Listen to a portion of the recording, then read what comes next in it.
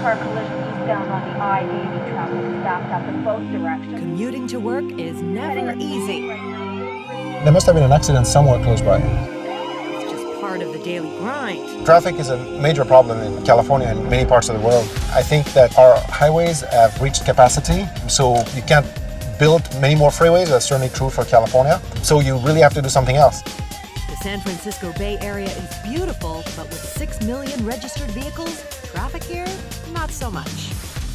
This is one of the major feeders of the freeway in Berkeley. And as you can see in front and in fact behind me, the entire block is completely backed up. One day while stuck in a jam, Alex Bayan got to thinking.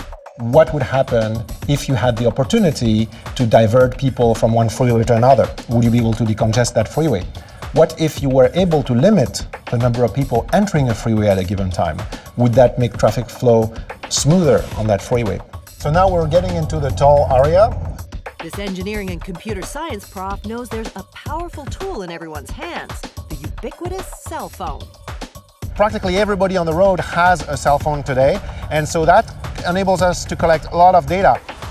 The task? Collect all that information so one day your smartphone can help program local traffic lights in real time. He's working with a team at University of Berkeley to come up with a sophisticated computer program. So what are we talking about today? What are the items? Today, they need to iron out a few details. That's the source of the data, and so what do you do with it? First, we have to map it to the road network. If they plan to have this up and running by the end of the year, they had better step on it. GPS isn't perfect. You have to do some tricky calculations to find the true path of the taxi. Exactly. All those tweets and text messages people send during their commute will also be crunched through the program, identifying keywords. With our social media analysis, we're able to actually anonymously indicate where people are feel good or bad or positive or negative about their travel as they go through their commute. Of course, he's referring to the messages your passenger is sending.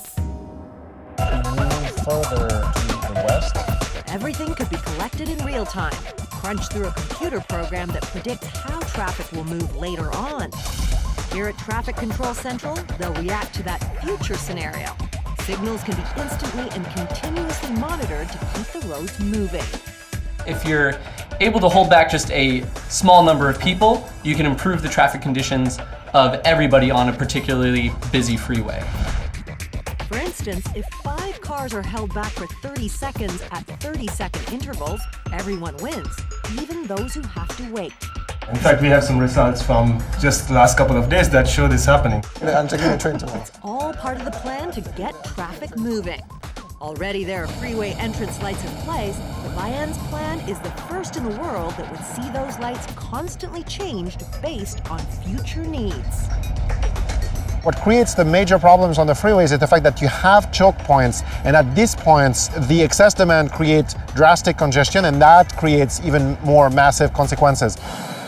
The Bay Area is choking, though you wouldn't know it today. Only 9 bridges serve the city. This one alone handles up to 280,000 cars a day. We bring in 22 lanes into 5 lanes before crossing the bridge. So that in itself is a major undertaking. Traffic control keeps watch on more than 1,000 kilometers of freeway. The deputy district director is eager to see Bayan's program in action. We are looking for dynamic ways of collecting data. We're looking for innovative of collecting data.